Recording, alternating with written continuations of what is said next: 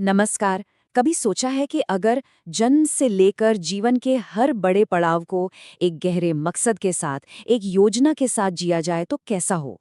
हिंदू धर्म में इसी सोच को षोडश संस्कार कहते हैं। ये वो 16 पड़ाव हैं जो एक इंसान को बनाने की, उसे गढ़ने की एक पूरी की पूरी यात्रा है। तो चलिए इस बेहद दिलचस्प सफर पर निकलते हैं। तो सबसे पहले ये संस्कार शब्द का असली मतलब क्या है, इसे समझने के लिए जरा एक सुनार के बारे में सोचिए। वो कैसे कच्चे सोने को आग में तपाता है, उसकी सारी अशुद्धियां, सारी मिलावट दूर करता है ताकि वो चमकता हुआ शुद्ध कुंदन बन जाए। बस यही काम संस्कार इंसान के साथ करते हैं, उसे परिष्कृत करते हैं, उसे निखारते हैं, उसे बेहतर बनाते हैं। तो फिर इन सभी संस्कारों का आखिर मकसद क्या है? असल में ये एक बहुत बड़ी यात्रा का नक्शा है। एक ऐसी यात्रा जो हमें हमारी प्राकृतिक यानी कि जैविक अवस्था से उठाकर एक सुसंस्कृत, एक सामाजिक अवस्था तक ले जाती है। देखिए, जब कोई पैदा होता है तो वो एक जैविक प्राणी होता है। हमारी जो मूल प्रवृत्तियां हैं जैसे भूख, नींद, डर, ये तो जानवरों में भी होती हैं। तो फिर इंसान अलग कैसे बनता है? यहीं पर संस्कारों की भूमिका आती है। ये पूरी प्रक्रिया इसी जैविक प्राणी को एक सामाजिक प्राणी में ढालने के लिए है, एक ऐसा इंसान बनाने के लिए जो सुसंस्कृत हो और समाज का एक जिम्मेदार हिस्सा बन सके। वैसे तो अलग अलग ग्रंथों में संस्कारों की संख्या 13 से लेकर 42 तक बताई गई है, लेकिन सबसे ज्यादा मान्यता इन 16 संस्कारों को ही मिली है। शायद इसलिए क्योंकि ये 16 संस्कार जन्म से भी पहले से शुरू होकर जीवन के अंत तक एक पूरी रूपरेखा तैयार कर देते हैं। और सबसे हैरान करने वाली बात जानते हैं क्या है? ये यात्रा बच्चे के जन्म के बाद नहीं, बल्कि जन्म से भी बहुत पहले शुरू हो जाती है, यानी गर्भ में ही। इससे पता चलता है कि गर्भाधान और गर्भावस्था को कितना ज्यादा महत्व दिया गया था। इस यात्रा का पहला कदम है गर्भाधान। इसे सिर्फ एक बायोलॉजिकल प्रोसेस नहीं, बल्कि एक पवित्र अनुष्ठान माना गया है। इसका मकसद था एक श्रेष्ठ संतान की नींव रखना, और इसके लिए सही समय, सही जगह और माता-पिता की सही सोच को बेहद जरूरी माना गया। इसका एक बड़ा दिलचस्प उदाहरण रावण के जन्म की कहानी में मिलता है।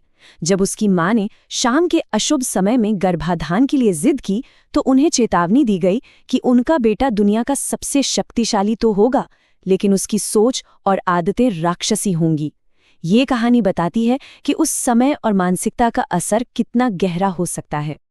और ये देखभाल गर्भावस्था के दौरान भी जारी रहती है। तीसरे महीने में पुंसवन संस्कार होता है, जो गर्भ में पल रहे बच्चे की फिजिकल हेल्थ पर फोकस करता है।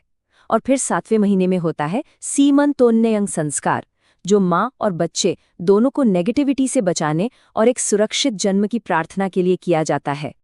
अब जन्म के बाद बच्चे का इस दुनिया में स्वागत भी संस्कारों की एक खूबसूरत सी लड़ी के साथ होता है। ये उसके बचपन के हर अहम पड़ाव को एक खास पहचान और मतलब देते हैं। ये सिलसिला जन्म के ठीक बाद जातक कर्म से शुरू होता है।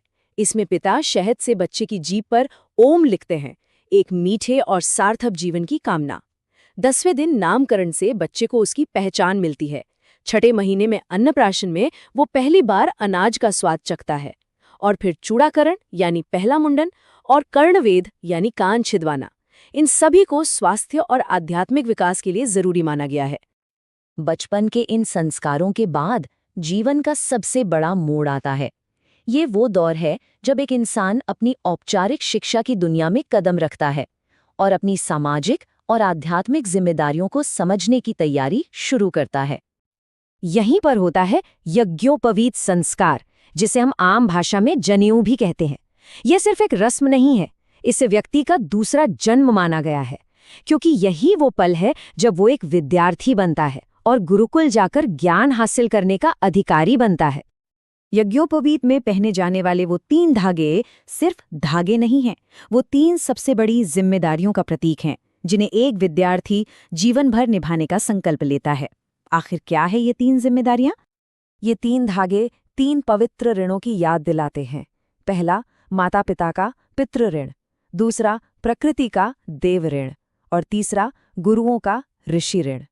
इस नजरिए से देखा जाए तो शिक्षा का असली मकसद सिर्फ नौकरी करना नहीं है, बल्कि वो ज्ञान और विवेक हासिल करना है जिससे इन 3 महान कर्जों को चुकाया जा सके। ज्ञान की ये यात्रा विद्यारंभ से शुरू होती है, ब्रह्मचर्य के अनुशासित जीवन से गुजरती है और समावर्तन पर जाकर पूरी होती है। आप समावर्तन को आज के जमाने की कॉन्वोकेशन सेरेमनी यानी दीक्षांत समारोह समझ सकते हैं। इसके बाद ही विद्यार्थी घर लौटकर गृहस्थ जीवन में प्रवेश करने के लिए तैयार माना जाता था। और इस तरह संस्कारों की ये पूरी श्रृंखला उस जैविक प्राणी को एक शिक्षित, सुसंस्कृत और जिम्मेदार सामाजिक प्राणी में बदल देती है।